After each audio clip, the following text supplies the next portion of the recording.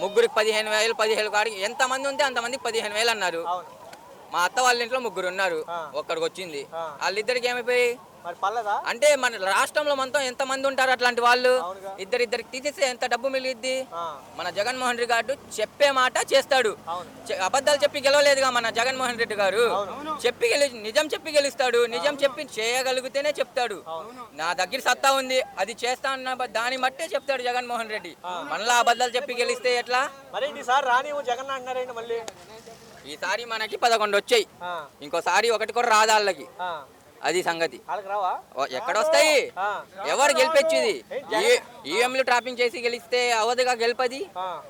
మనస్ఫూర్తిగా గెలుపు, ప్రజలు ఓటేసి ఆ పైన దేవుడు ప్రజలు ఆశీస్సులు ఉంటేనే గెలుపు అనేది. అవును. పోయినసారి 151 సీట్లతో జగన్మోహన్ రెడ్డి ఒంటరిగా గెలిచాడు. అవును. అది దేనిది? ప్రజలు దేవుడు ఆశీర్వదించాడు. ఆ. దానికోసం ఆయన జగన్మోహన్ రెడ్డి గారు గెలిచారు. ఆ.